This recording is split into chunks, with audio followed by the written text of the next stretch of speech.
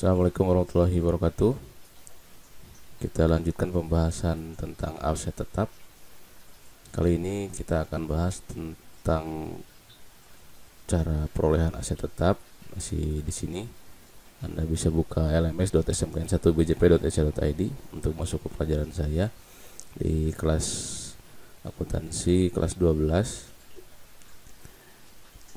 Pembahasan tentang aset tetap sebelumnya sudah dibahas di sini beberapa materi. Sekarang kita akan masuk ke pembahasan perolehan aset tetap dengan cara membeli. Tinggal klik saja ini, kemudian diklik link yang ada di wiki ini. Nah, seperti ini. Jadi perolehan aset tetap itu menggunakan ada beberapa metode. Yang pertama, kontrak pembayaran yang ditangguhkan, pembelian dalam jumlah sekaligus, kemudian pembelian dengan menerbitkan saham, pertukaran aset, dan seterusnya banyak sekali.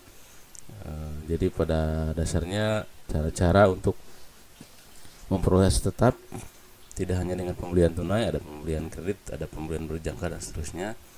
Ada dengan kontrak tadi, pembelian sekaligus atau pembelian dengan saham. Ada yang tukar tambah dan sejenisnya.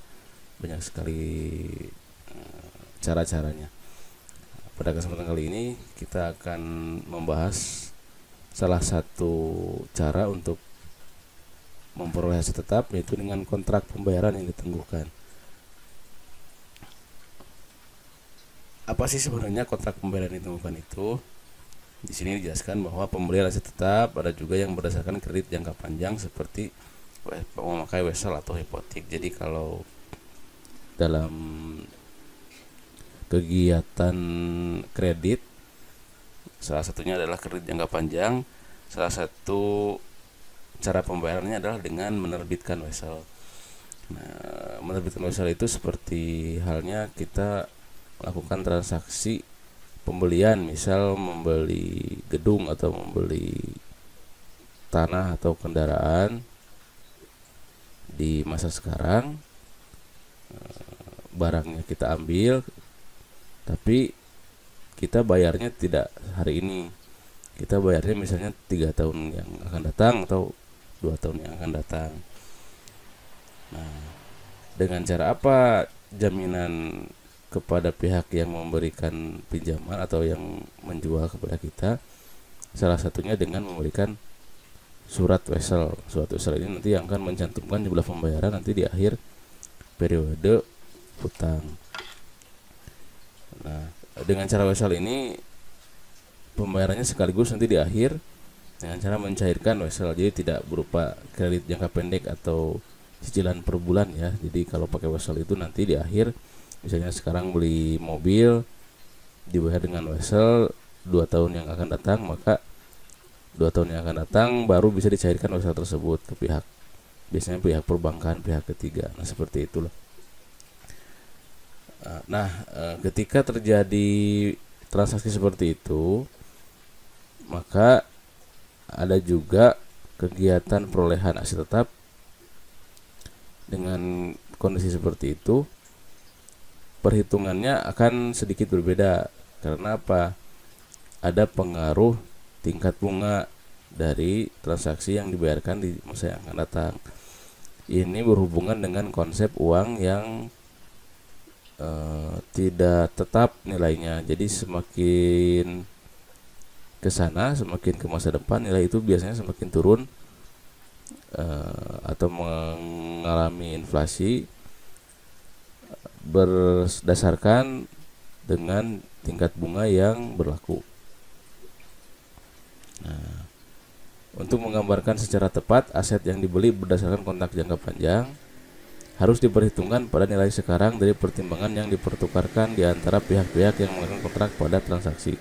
Jadi intinya tadi bahwa ketika pembayarannya yang ditangguhkan atau yang akan dibayar di masa yang akan datang, transaksi dilakukan saat ini tapi pembayarannya di masa yang akan datang, maka harus diperhitungkan adanya nilai sekarang terhadap nilai masa depan. Jadi misalnya tadi Contohnya di sini dituliskan pada tanggal 1 Januari 2008 aset yang dibeli dengan wesel tanpa bunga 4 tahun dari sekarang senilai 100 juta. Nah, jadi perusahaan membeli sebuah aset dengan nilai 400 juta. Sekarang berarti pada saat 1 Januari 2008 nilainya 100 juta, tapi dibayarkannya 4 tahun yang akan datang dengan weselnya tanpa bunga lagi. Artinya 100 juta saat ini atau 100 juta saat 1 Januari 2008 itu berbeda nilainya dengan 100 juta 4 tahun yang akan datang pada saat pembayaran wesel dicairkan. Nah, jadi beda nilainya. Kenapa beda? Karena tadi ada tingkat bunga yang berlaku. Nah, ada perbedaan nilai uang terhadap waktu. Nilai sekarang berbeda dengan nilai masa depan. Nilai Rp1 saat ini berbeda dengan nilai Rp1 2 tahun yang akan datang. Berbeda dengan nilai Rp1 3 tahun yang akan datang. Nah, ini juga sama dalam contoh ini. Pembelian dilakukan, nilai asetnya 100 juta, akan dibayarkan 4 tahun yang akan datang. Maka tidak dihitung 100 juta di 4 tahun yang akan datang. Karena 100 juta saat ini dengan 100 juta di 4 tahun yang akan datang itu berbeda. Penjelasannya sudah dibahas mungkin di pelajaran matematika atau pelajaran yang lain ya, tentang bagaimana penerapan suku bunga majemuk atau memperbandingkan nilai uang terhadap waktu.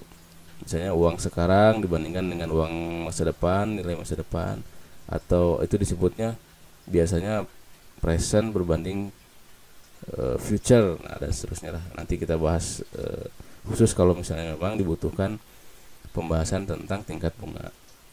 Nah, tapi intinya tadi bahwa nilai uang itu semakin lama semakin merosot karena adanya inflasi.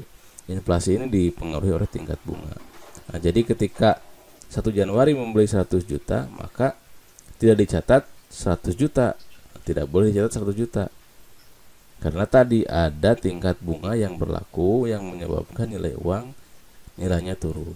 Nah, pada kasus ini diasumsikan tingkat bunga yang sesuai 12% per tahun. Nah, ini nanti dilihat karena tingkat bunga itu tiap tahunnya berbeda. Ini bisa dilihat dari biasanya diumumkan oleh Bank Indonesia.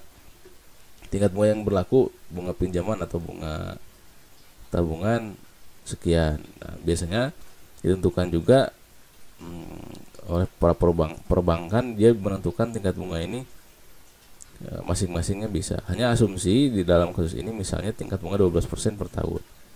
Nah, maka ada istilah diskonto. Diskonto itu apa? Berarti 100 juta yang nilai sekarang dengan 4 tahun yang akan datang kan berkurang. Nah, berkurangnya itu istilahnya disebutnya diskonto. Selama 4 tahun nilai aset tersebut dapat dihitung sebagai berikut.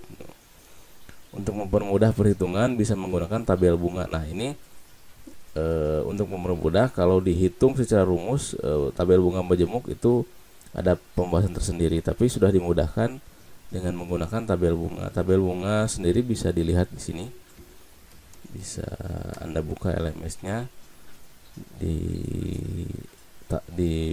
file ini sudah saya cantumkan tabel bunga. Nah, tabel bunga majemuk tinggal diklik saja, download, kemudian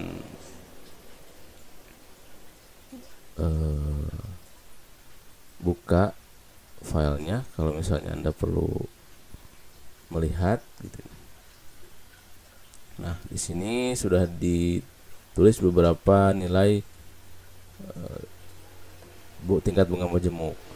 Dalam kasus ini misal tadi mana ya? Nah, tuh tingkat bunga 12%, maka tinggal kita lihat di tabel bunga yang 12%.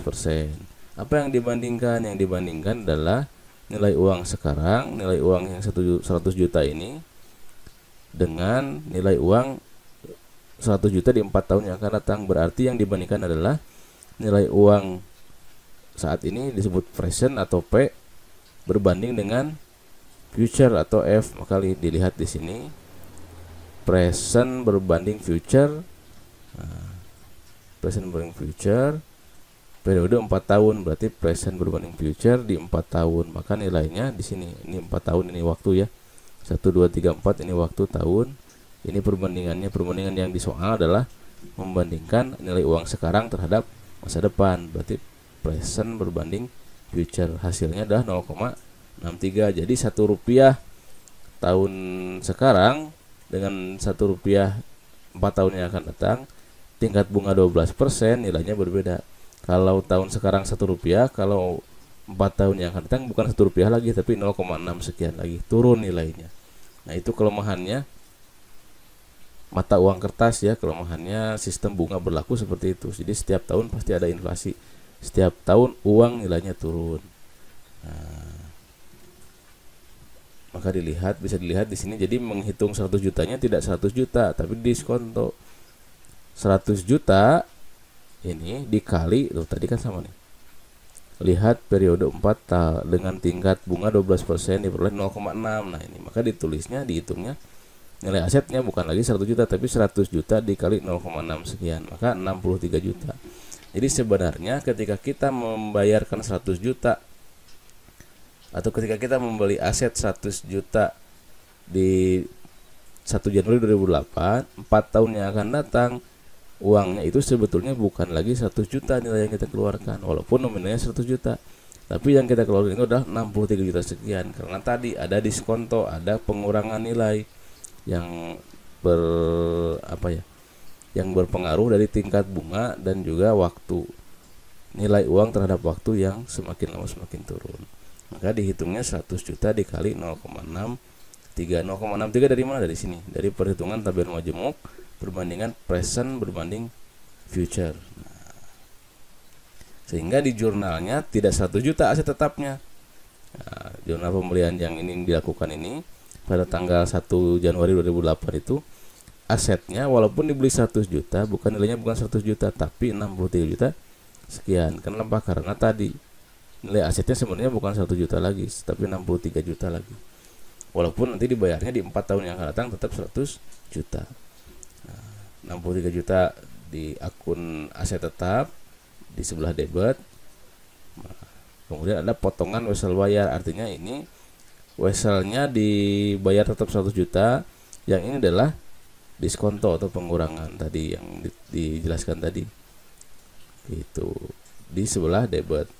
Jadi asetnya sekian, potongannya sekian, wesel bayarnya tetap dibayarkan 100 juta, sehingga cara jurnalnya seperti ini.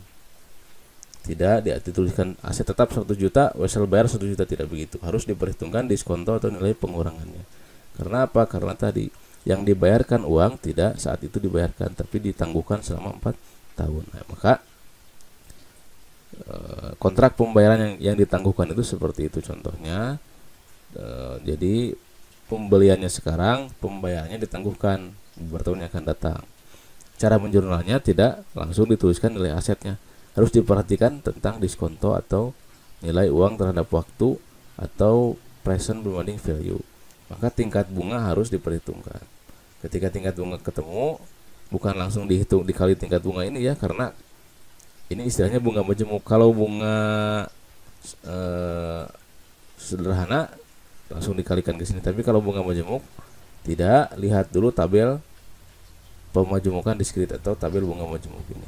Maka dihasilkan dengan tingkat bunga 12% dan waktu 4 tahun 0,6 sekian, maka dikalikan dulu nilai asetnya yang pembelian 100 juta itu dikalikan 0,6, dimasukkan ke sini di sebelah debit, kemudian diskonto weselnya dihitung sebagai potongan wesel bayar, maka wesel yang dibayarkan 100 juta.